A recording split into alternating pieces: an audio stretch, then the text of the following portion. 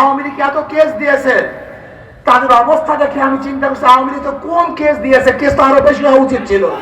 একটা মোরগ কেনা যায় 1000 টাকায়, আর তোমাকে কেনা যায় মাত্র 500 টাকায়। সিলেটের পাথর, সাদা পাথর সব হজম হয়ে গেছে।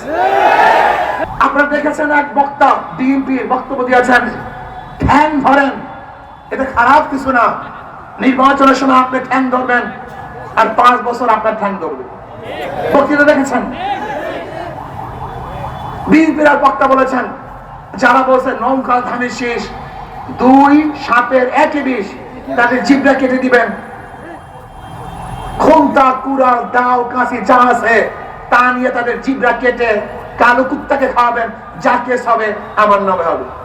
এই বিএনপির বক্তব্য আপনারা আজকে দেখেছেন। বিএনপির নেতা বলেছে, ওসি সাহেবকে হুমকি দিয়েছে, ওসি সাহেব আমাদের কথা অনুযায়ী চলতে হবে। আপনি দেখেছেন যে সিলেটের পাথর, সাদা পাথর সব হজম হয়ে গেছে। আপনারা দেখেছেন 3000 কোটি টাকার পাথর লুটপাট করেছে। এমন কোন জায়গা নাই যেখানে চাঁদা দিতে হয় না, এমন কোন ব্যবসায়ী নাই যারা চাঁদাবাজের কবলে নাই। আজকে আমার মা বোনদের অবস্থাটা কি? ভোলায় তজিমুদ্দিনে দেখেছেন, তার চাঁদা না দেওয়ার কারণে স্বামীর সামনে স্বামীকে বেঁধে রেখে স্ত্রীকে এই বিএনপির লোকজন ধর্ষণ করেছে। হিরন আরো মিনারেল ওয়াটার মাত্র 50 পয়সায় প্রতি লিটার।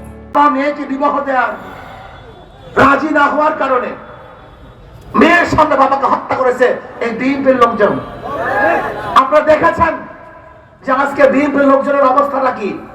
চাঁদা না দেওয়ার কারণে মানুষকে হত্যা করছে, টর্চার সেলে নিয়ে অপমান করছে, অপদস্থ করছে, মারপিট করছে। ক্ষমতায় যাওয়ার আগেই তাদের এই অবস্থা। যদি ক্ষমতায় যায় অবস্থাটা কেমন হবে বলেন তো? আমি অনেক সময় চিন্তা করছি, ওনারা বারবার বলে আমরা এত কেস খেয়েছি, আওয়ামী লীগ এত কেস দিয়েছে, তাদের অবস্থা দেখে আমি চিন্তা করছি আওয়ামী লীগ তো কোন কেস দিয়েছে, কেস তো আরো বেশি হওয়া উচিত ছিল। সময় 500-1000 টাকা নিয়ে ওদের বিবেক, দেশ, শান্তিকে বিক্রি করে দেয়। 500 টাকা 1000 টাকার মাধ্যমে বিবেককে বিক্রি করে, শান্তি বিক্রি করে, দেশটাকে বিক্রি করে দেয়। একটা মোরগ কেনা যায় 1000 টাকায়, আর তোমাকে কেনা যায় মাত্র 500 টাকায়। একটা মুরগির দামের চেয়ে তোমার দাম কম। লজ্জা থাকা উচিত। একটা ছাগলের দাম 10,000 টাকা, আর তোমার দাম 1000 টাকা। তুমি ছাগলের চেয়েও খারাপ।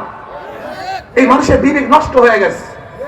চাঁদাবাজ, গুন্ডা, বদমাশের মাধ্যমে দেশের মানুষের কোনদিন দুর্নীতি বন্ধ করা সম্ভব না।